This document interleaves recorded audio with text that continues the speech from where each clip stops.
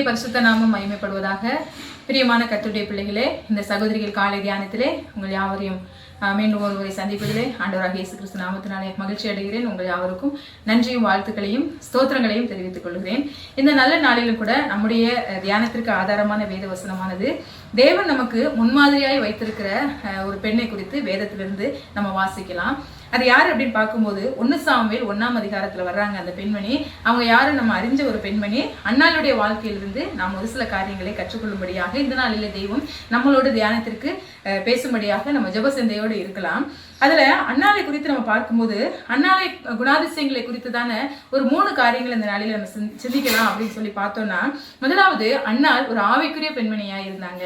அதாவது முதல் அன்னாள் ஒரு ஸ்பிரிச்சுவல் உமனாய் அவங்க இருந்தாங்கன்னு சொல்லி நம்ம பார்க்க முடியும். எப்படி அவங்க ஸ்பிரிச்சுவல் பெண்மணியா இருந்தாங்க, உமனா இருந்தாங்க அப்படின்னு சொல்லி நம்ம பார்த்தோம்னா, எல்கானாவுக்கு நம்ம பார்க்கிறோம் 2 மனைவி. முதல் மனைவி அன்னாள், 2வது பெனினாள் என்று சொல்லி பார்க்கிறோம். அப்போ இந்த 1 சாமுவேல் 1ஆம் அதிகாரத்துல பார்க்கும்போது அன்னாளுக்கு பிள்ளை இல்லாது இருந்தது, பெனினாளுக்கோ பிள்ளை இருந்தது. அதனாலே பெனினாள் நிந்தித்ததினாலே அன்னாள் தேவ சமூகத்திலே அழுது ஜெபித்து பெற்றெடுத்த பிள்ளை தான் இந்த சாமுவேல் குறித்து இதனுடைய காரியங்களை குறித்து தான் 1 சாமுவேல் 1ஆம் அதிகாரத்திலே நம்ம பார்க்க முடியலையா? சரி, இவங்க ஆவிக்குரிய பெண்மணி, ஒரு ஸ்பிரிச்சுவல் உமன் அப்படின்னு சொல்லி நம்ம பார்க்கும்போது, ஆவிக்குரிய பெண்மணி அப்படின்னா என்ன அப்படின்னா, முழு வேதாகமத்திலையும் நம்ம ரோமர் நிருபத்துல பார்க்கும்போது ரோமர் 8ஆம் அதிகாரத்துல நம்ம எப்படி பார்க்கிறோம் அப்படின்னா, ஆவிக்குரிய மாம்சத்துக்குரியவர்கள் எப்படி இருப்பார்கள், ஆவிக்குரிய சிந்தை மாம்சத்துக்குரிய சிந்தை, ஆவிக்குரிய சிந்தை மாம்சத்துக்குரிய சிந்தையோட நம்ம மாம்சத்துக்குரிய சிந்தை உள்ளவர்களாய் நம்ம இருந்தோம்னா நம்ம ஆண்டுடைய சமூகத்துல நெருங்க முடியாது. ஆவியும் மாம்சமும் போராடி கொண்டே இருக்கும். இப்படிலாம் நிறைய ரோமர் 8ஆம் அதிகாரத்துல நம்ம ஆவிக்குரிய காரியங்களை குறித்து, மாம்சத்துக்குள்ள காரியங்களை குறித்தும் அதனுடைய வித்தியாசங்களை குறித்தும் அதிகமாய் நம்ம படிக்க முடியும் இல்லையா? அப்போ இந்த அன்னாள் எப்படிப்பட்ட குணாதிசயம் உள்ளவள் என்று சொல்லி நம்ம முதல்ல சொன்னது போல, இவங்க ஒரு ஆவிக்குரிய குணங்களோடு காணப்பட்ட ஒரு பெண்மணி. ஒரு குடும்பத்திலயும் சரி, அவங்க இருக்கிற இடங்கள்லயும் சரி, அவங்க ஒரு ஆவிக்குரிய குணங்களோடு இருந்தாங்க அப்படிங்கிறத நம்ம பார்க்க முடியும். எப்படி அப்படி இருந்தாங்க அப்படின்னா, அவங்க ஒரு ஜெபிக்கிற பெண்மணியா இருந்தாங்க. அப்போ ஜெபிக்கிற பெண்மணி அப்படின்னு நம்ம எப்படி பார்க்கிறோம் அப்படின்னா, நம்ம எடுத்து வாசிக்கலாம். 1 சாமுவேல் 1ஆம் அதிகாரத்தில் நம்ம பார்க்கிறோம்.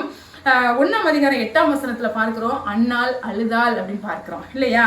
அப்புறம் 10ஆம் வசனத்துல நம்ம பார்க்கிறோம், மிகவும் அழுதாள் அப்படின்னு பார்க்கிறோம், மனக்கசந்து அழுதாள் அப்படின்னு சொல்லி பார்க்கிறோம்.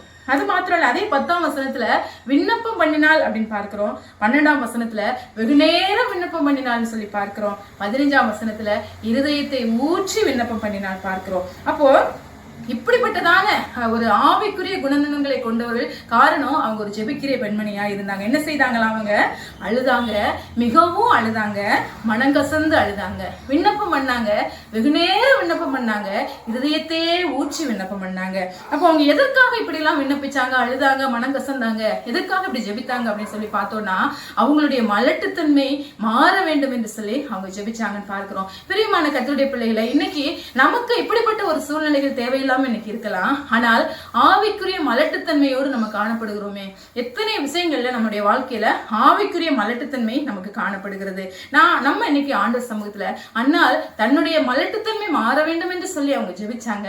ஆனா நம்ம ஆவிக்குரிய மலட்டுத்தன்மையில இருக்கிற நாம, ஆண்டவரே நான் இன்னும் உங்களை நெருங்கி சேரணும், வேத வாசிக்கிறதுல, ஜெபிக்கிறதுல, கர்த்தரை அறிந்து கொள்றதுல, அவரோடு என்னுடைய நேரங்களை செலவிடுவதில் நான் இன்னும் எவ்வளவு குறைவுள்ளவரா இருக்கிறேன். ஆண்டவரே, என்னுடைய மலட்டுத்தன்மை மாறணும். ஒருவேளை நமக்கு வேத வாசிக்க, ஜெபிக்க ஆர்வம் இருக்கும், ஆனா அதற்கான பிரயாசம் உங்களுக்கும் எனக்கு இருக்கா? நம்ம நேரத்தை அதற்காக ஒதுக்குறோமா? அவங்கள போல அழுகிறோமா?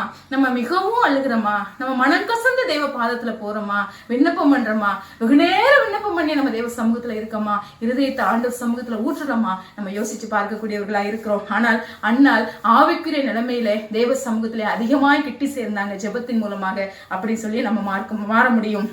அவங்க வாழ்க்கையில பாரமான சூழ்நிலைகள் தான் அநேகம் வந்துச்சு. நம்முடைய வாழ்க்கையில ஆவிக்குரிய நிலைமையில நம்ம எப்படி நம்ம முன்னேறி இருக்கோம் அப்படின்னு சொல்லி நம்ம ஒரு எக்ஸாம்பிள் நம்ம எடுத்து பார்த்தோம் அப்படின்னா, நம்ம எப்பெல்லாம் பாரப்படுறோமோ, எப்பெல்லாம் நமக்கு கஷ்டம் வருதோ, எப்பெல்லாம் வேதனைப்படுறோமோ, எப்பெல்லாம் நம்ம அவமானப்படுத்தப்படுறோமோ, எப்பெல்லாம் பிறரால் நம்ம நிந்திக்கப்படுறோமோ, அதெல்லாம் நமக்கு பாரமா ஒரு பக்கம் அழுத்த அழுத்த அழுத்த நமக்கு ஆவிக்குரிய நிலைமை உயர்ந்து கொண்டே இருக்கும் பிரியமானவர்களே. ஆனா எப்பெல்லாம் நம்ம பாரம், நம்ம கேட்டதெல்லாம் கிடைக்கிறத விட, கேட்டதெல்லாம் கிடைச்ச நாட்களை விட, ஜெபிக்கும் போதுதான் அதை நம்ம பெற்றுக்கொண்ட நாட்களை விட, எப்பெல்லாம் நம்ம அழுது இருதயம் உடைவுபட்டு நம்ம தேவ சமூகத்துல அமரும் போதுதான் நம்முடைய ஆவிக்குரிய நிலைமை அதிகமா உயரும். நம்ம யோசிச்சு பார்க்கணும். அப்போ சிக்ஷை வரும்போது, நெருக்கங்கள் வரும்போது ஆண்டவர்கிட்ட அதிகமா நெருங்கணும். நம்ம நினைக்கிறோம், ஏன் ஆண்டவரே என்னுடைய வாழ்க்கையில இந்த உடைவு, ஏன் ஆண்டவரே என் வாழ்க்கையில இப்படி ஒரு நெருக்கம் வருது, இதெல்லாம் இல்லாம இருந்ததுன்னா நான் உங்ககிட்ட அதிகமா நெருங்குவேன்னு சொல்றோம். இல்ல பிரியமானவர்களே, மரியாள் வேதத்துல பார்க்கும்போது அந்த நலகம் என்னும் தைலத்தை அவங்க அங்க போய் இயேசுவின் பாதத்துல உடைச்சாங்க. உடைக்கும் போதுதான் அது நறுமணம் வீசினது. வீடெல்லாம் ஒரு வாசனை இருந்தது. சீஷர்கள் எல்லாம் திரும்பி பார்த்தாங்க. இன்னைக்கு நீங்களும் நானும் வாழ்க்கையில உடைவுபடும் போது, நம்ம உடைக்கப்படும் போது, நம்ம எல்லாரும் நம்மளை திரும்பி பார்க்கும்போது அந்த வாசனை நமக்குள்ள வரணும். பிரியமானவர்களே, உடைவு நம்ம வாழ்க்கையில வரும்போதுதான் அந்த வாசனை நமக்கு வரக்கூடியதா இருக்கும். ஆகவே இன்னைக்கு நம்ம யோசிச்சு பார்க்கணும், ஆண்டவரே ஒரு ஆவிக்குரிய பெண்மணியா என்னுடைய வாழ்க்கையில நான் எப்படி இருக்கேன் அப்படின்னு சொல்லி நம்ம யோசிக்க வேண்டியவர்களா இருக்கணும். தேவ சமூகத்துல அந்த ஆவிக்குரிய வாழ்க்கைக்காக நம்ம அழுகணும், மிகவும் அழுகணும், மனக்கசந்து அழுகணும். ஆனால் அவங்க வாழ்க்கையில அவங்க மாத்திரம் அந்த காரியங்கள்ல அவங்க இல்ல.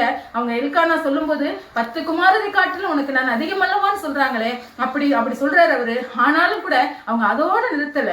அப்படி ஒரு நம்மளை வந்து கடினப்படுத்துகிற, நம்மளுடைய தேவையில்லாத வார்த்தைகளை சொல்ல வேண்டிய ஒரு மனுஷனே நம்மளை வந்து இன்னைக்கு வந்து இப்ப நான் உனக்கு அதிகமல்லவான்னு கேட்கிற அவர் இருக்காரு, நமக்கு போதுன்னு அவங்க நிறுத்தல.